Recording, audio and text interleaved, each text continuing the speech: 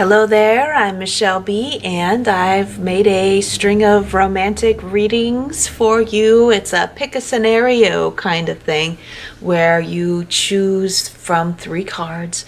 You resonate with the images, or if you already know about tarot, you're resonating with the scenario that's in the card, and then we'll go from there, taking a look at what the trajectory is ahead and any guidance that you might need to have for those scenarios. So this is mostly for the feminines, and speaking about their interactions with the masculine are always welcome to tune in and enjoy it, but I just want to let you know who who I'm like sending my thoughts and descriptions to. So without any further ado, let's go ahead and get started. Hi Sag, let's get going. Let's find 3 cards for you to resonate with.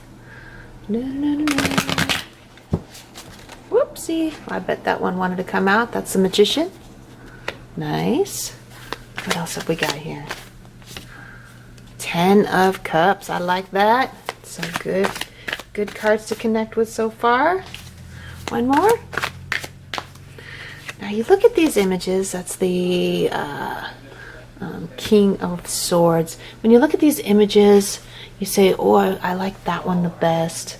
You might already, like I said, you might already be aware of tarot meanings, so you're like, okay, well, that's my situation right there, or how do I get to that, or whatever, you know. So anyway, take a minute to really feel out which card is like the one for you, and I'm going to go ahead and start with the first one, and I'm going to go in order. So if you're resonating with the future ones, you can go ahead and skip ahead in the video to those guys. And I'm just going to go ahead and get started with the Magician. This is the Creator.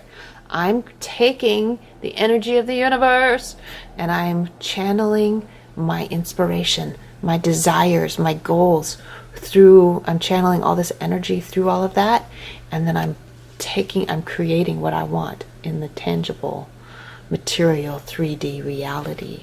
So I feel like there's quite a bit of energy in these, at least the first 2, about creating this like perfect thing, this ideal scenario. So let's just go ahead and go with that, right?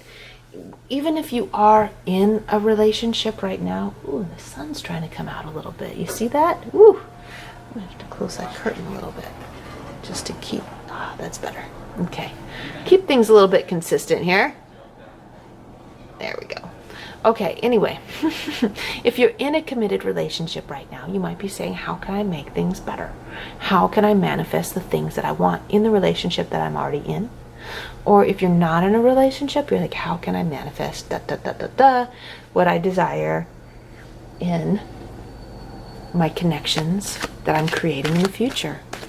How do I become that person? So yeah, it's about taking what's in your head and turning it into something real, physically tangible.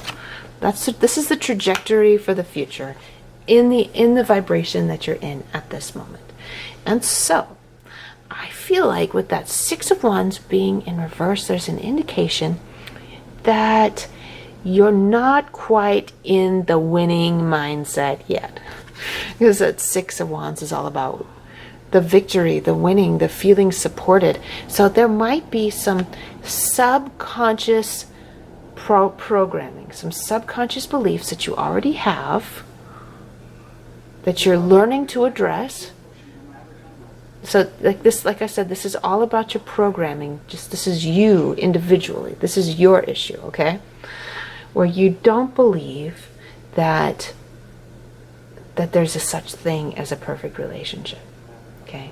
You've seen it, but you're like, oh, but what's really going on behind the scenes, right?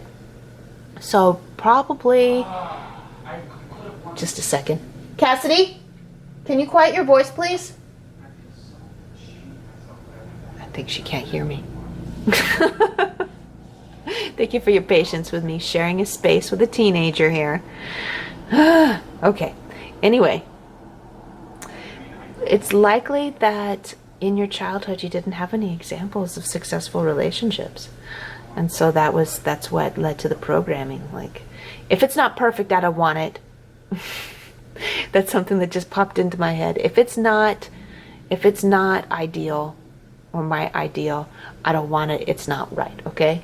And really in that mindset that you have at this moment, there's no success, because like relationships in real life are not perfect. There's always give and take. There has to be a little bit of compromise somewhere. Somebody's got to give in a little bit. Both of you ideally will give just a little bit.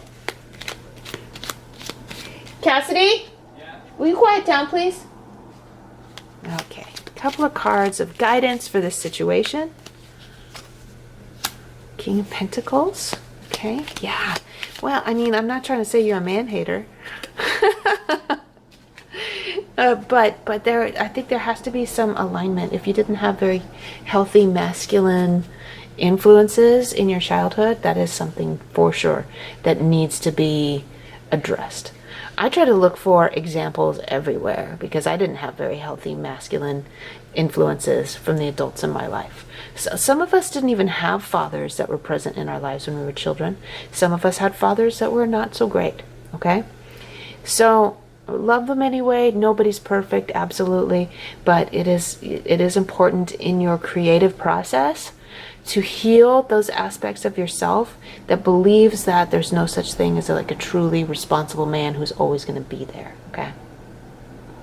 And then with the sun being there, it's about just being happy where you are right now while you're preparing yourself for this ideal relationship. If you're already in a relationship, the healing still needs to happen. Even if you're still in the relationship, the healing still needs to happen while you're in the relationship. You don't have to get out of it in order to heal. All right.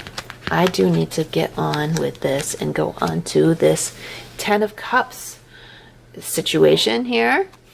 The Ten of Cups is the perfect life together. This is not a single person. This is somebody that's in a relationship and feeling really happy and feeling really good. What's the trajectory for this? What's the trajectory for this? Well, we had a couple of flippers right away in the vibration that you're in right now. Yeah, it's like, ooh, this is really good. And Sagittarius, this is you in the archetypal personalities of the tarot. Sagittarius is the King of Wands. It's like you're lighting your partner up with their greatest potential. Ooh, I like it. You're lighting each other up with your greatest potential. And of all of the scenarios that I've read so far, this is the 11th, the third or the second one into the 11th sign, and this is like, okay, this is good. This is a really good connection. This is the completion of both of you having learned so much about how to be in a relationship. Of course, there's still more growing to do.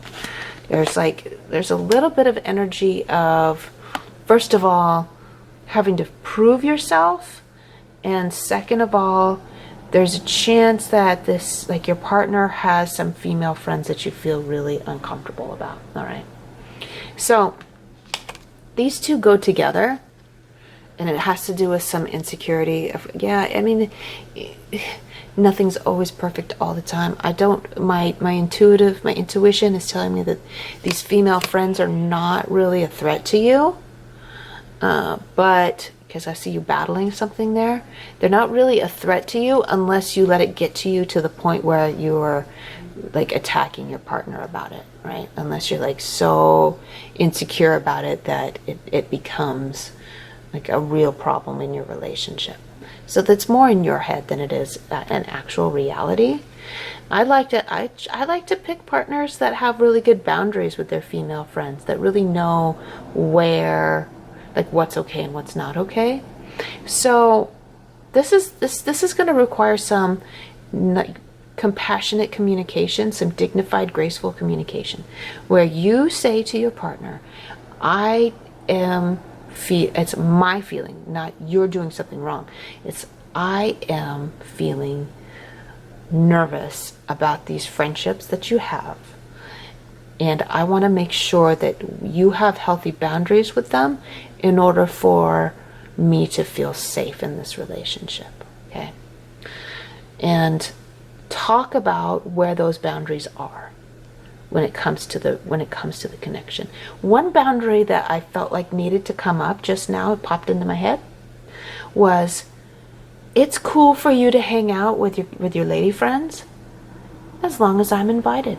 I may not always want to, but I need to be invited too. Your female friends need to be aware that I'm here with you, that I'm your companion, that I'm the person that's investing my heart and soul and money and life into, okay? Your female friends need to be fully aware of my presence. I feel like that's a really reasonable request in a committed relationship, all right? And, if your partner's like, oh, wait, no, I need private time with my female friends, that's when you need to be like, hey, wait a minute. Because that's not right. Okay? No matter what they might say, that ain't right.